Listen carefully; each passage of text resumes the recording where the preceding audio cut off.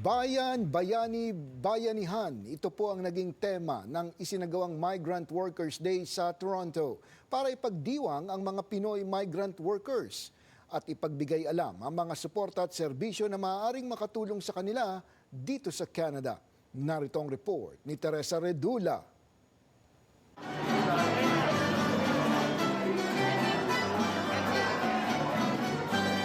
Musika para sa maghapong pagtitipong ito sa Toronto ngayong araw ng linggo. Nalayong kilalanin at bigyang pugay ang mga Pilipinong manggagawa sa Canada. Mga migrant workers natin dito sa Canada, we're celebrating them. We're ensuring na kinikilala natin yung kanilang hirap na ginagawa para sa kanilang pamilya. Sa ilalim ng temang Bayan, Bayani, Bayanihan, maraming Pilipino ang dumalo sa event na inorganisa ng Philippine Department of Migrant Workers, Overseas Workers Welfare Administration Toronto, Mount Zion Filipino Seventh-day Adventist Church at Filipino Achievers Canada. Sa dami ng mga Pilipino dito ngayon, more than 1 milyon na dito sa Canada, may iba tayong hindi pa na re-reach na mga kababayan natin.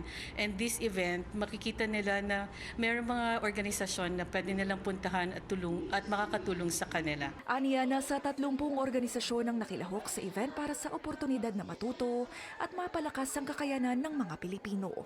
Ayon naman sa Philippine Ambassador to Canada, pagkakataon din daw ito para kilalanin ang mga sakripisyo ng migrant workers. Napaka-importante ng Migrant Workers Day dahil ito yung isang araw sa taon kung saan kinikilala natin ang lahat ng tulong na ibinibigay ng mga OFWs sa kanilang pamilya, sa kanilang mga komunidad at napakahalaga din yung kanilang kontribusyon sa bansang Pilipinas. Idinatalya rin niya ang mga hamong mahalagang matugunan para sa mga OFW. Unang-una yung kapag sila'y nahihiwalay sa kanilang pamilya, so sana'y matulungan natin silang ma-reunify at magkasama-sama ulit.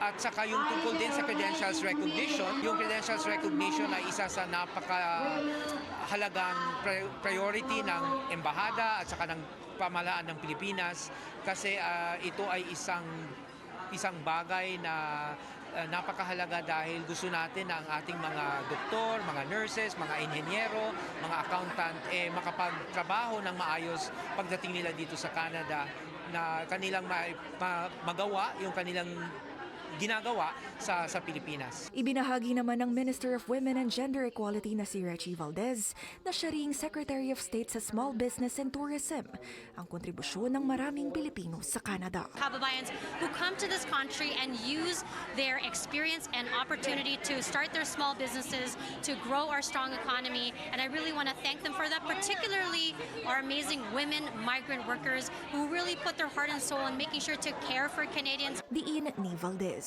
nananatili ang maigting na suporta ng federal government sa komunidad. Our government remains committed to making sure we're doing everything to support Canadians, especially when it comes to immigration issues at the federal level, when it comes to helping supports for mental health, and of course continue to provide funding and supports for foreign credential recognition in this country. Ang gusto ko lang masabi sa kanila, hindi sila nag-iisa dito sa Canada. Yung bayanihan, ibig sabihin, nagkakaisa lahat.